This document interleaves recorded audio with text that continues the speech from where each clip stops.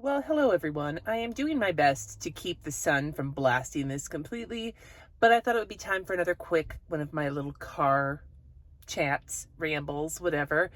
And this time we're going to talk about my thoughts on planner hopping. I mentioned this in a recent video, or maybe it was a live stream, and you guys were like, fuck yeah, I want to hear your thoughts on planner hopping. And my thoughts are both very mundane and kind of spicy, like both. So first and foremost, what is planner hopping? Well, the way I define it is the phenomenon or the practice of changing up your planner system quite often. I'm talking week to week, maybe maybe month to month. I'm not talking about bullet journals where you change your layouts from time to time, and I'm not talking about changing if you have a ring bound planner, changing into a different binder. That's not what I'm talking about. What I'm talking about is changing up the actual planner that you're using. So inserts, planners, whatever, and bouncing around a whole hell of a lot. Now, my mundane opinion on planner hopping is this: do what you fucking want. It's your money, it's your life, and you have every right to do things the way that you want to, right? Like, nobody can tell you what to do. And if you have found that bouncing from planner to planner is enjoyable for you, it works for your life, it works for your hobby, it doesn't stress you out, then by all means, hop away, my frog, hop away. When I start to kind of get the spicy side eye is when I see people hopping from planner to planner and bitching about why they can't find a planner system that works. Now, again, sometimes it just takes a lot of trial and error to find something that works, right? Like I've been there myself. I actually sort of did a version of that. Was it 2 years ago, I think? I think it was right after the pandemic was going on, and I had stopped using Erin Condren, and I basically spent like a month in a bunch of different planners till I found one that felt right to me. But I knew I was doing that. Like, that became like my plan, was to try a bunch of things out instead of just sort of getting disgruntled, changing, getting disgruntled, changing, getting disgruntled, changing. Now, again, like I said, and especially right now where I'm sort of in a place where I'm really contemplating what I'm going to do next year, there is value in trying different systems to figure out what works for you. So in that sense, planner hopping can be extremely not just a system of things for you to do, but also helpful because it can give you more information on what it is that potentially could work for you.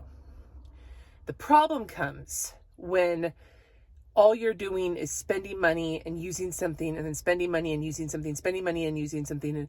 And when you get to the end of it, you have a bunch of partly or very, very lightly used planners and a lighter wallet and no real concept of what is working for you. That's when I'm like, bruh. So if you follow somebody, and I know that there are people out there, there's friends of mine out there, there's influencers out there who love to planner hop. It is something that works for them. It's part of the hobby for them. It's part of the joy for them, is bouncing from system to system because it keeps it spicy. It keeps it fresh. Zesty is what we're calling Odin right now. And I think maybe some planner hoppers find it to be a fun, zesty experience. But here's the thing. Some people who post their journeys of planner hopping have a system that works for them that is not the systems that they post on the internet. Because of privacy, because it's not exciting, because the hobby for them is trying different things and making content, but the actual day-to-day shit is much less sexy and they just don't feel like sharing that, or they can't share that because of their family's privacy or their work privacy or whatever the case may be, or maybe they just don't want to. Secondly, if it's an influencer person you're following who loves to planner hop, remember that they don't pay for all of that shit. They might pay for some of it, but they don't pay for all of it. So the budget for it is a lot different than somebody who goes and buys everything and bounces from thing to thing feeling unsatisfied. And if that's the kind of thing you're emulating and you're feeling extremely unsatisfied, then it may not be the planner systems that you are really unhappy with. It may be the FOMO that you're really unhappy with, or it may be the hit of dopamine of getting something new and trying something new and then getting something new again and trying something new again. The dopamine that comes with shopping and hitting purchase and then getting the the reminder that your package is shipped, and then waiting for like all of those little things train us to continue to spend money online, going to stores and buying things. All of those little things like activate our pleasure centers, and then using the new thing is pleasureful for a hot minute. But if anybody here who has been in a long-term relationship knows, the honeymoon phase in a new relationship, when everything is new and special and you're pursuing each other, that doesn't last forever. And if that's what you think a whole relationship is going to be, then you're going to find out sooner or later that relationships can get really fucking boring, really fucking frustrating, really fucking drudgery sometimes, and that you will still have moments where it is spicy and amazing, but there's other times where it's comfortable and worn in. What did Garth say? Like a new pair of underwear, at first it's stiff, but then it becomes a part of you. I'm hella spitting all over myself. I'm so sorry. This is what happens when I sit in the car and I rant, and I'm trying not to be stared at by the other parents waiting for their kids.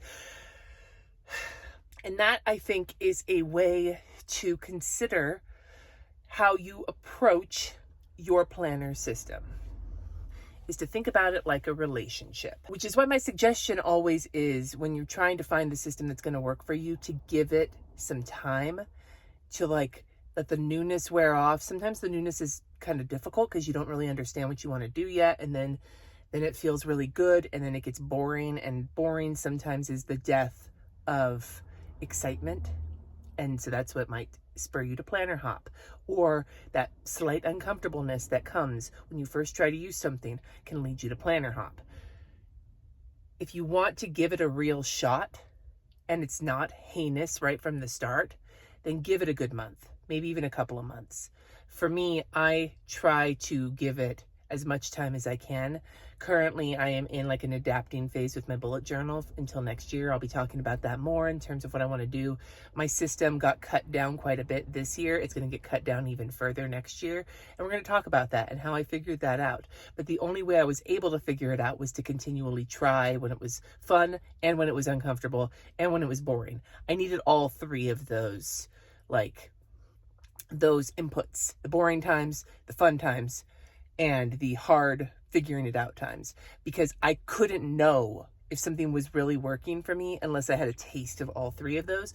And if all you're doing is bouncing from system to system to system, again, if that doesn't feel good to you at all, if it feels like there's something that you're wasting money, or you're wasting paper, or you're wasting time, or you just can't figure it out, or the FOMO is super hard. If you love it, then this video is not me yelling at you. If you fucking love it, then fucking rock on, my guy.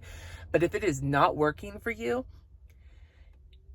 that doesn't mean you stop hopping from thing to thing till you find the right thing, but maybe make them longer, slower hops. Give yourself a little bit more time to lean into the relationship and to see if it's one that's worth pursuing, or if you need to swipe. I don't fucking know. I'm an old person. I don't know about the swiping. Swipe whatever direction means you don't want to date them. Do that instead of either swipe right away and don't spend the money, or if you spend the money, give it an honest amount of time, whatever works for you, commit to it, and then really give it a try so that you have some input to take to your next decision. For me, what I learned in that time frame of trying the different planners, A, I gave it about a month for each one. B, what I really learned, I picked up some things I loved. For example, with the mom agenda, I loved the segmentation of it, which is something I carried over into the Moxie life, with having my goals separated into a planner and a goal planner. I realized that having them put together might be better. And when I tried that out in the Moxie life, it worked out for me. This is not an advertisement for Moxie life. It's just what I'm using right now, so it makes the most sense.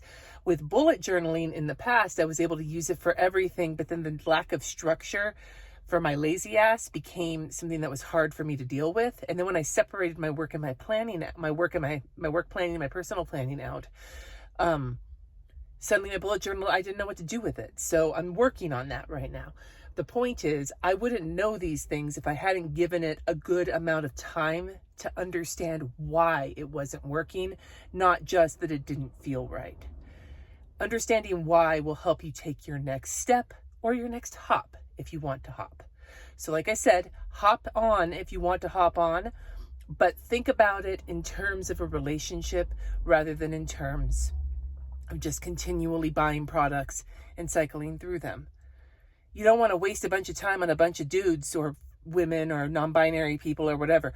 You don't want to waste a bunch of time on potential partners, dating once, and having a bunch of duds before you find your right one. Give yourself the time to really settle in for a little bit, to figure out both what's working and what's not before you start changing things up again. That's my thoughts on that. So I'd love to hear your thoughts. Are you a planner hopper? Have you tried it before? Let me know in the comments below. I'd love to hear it. And until next time, my friends, peace.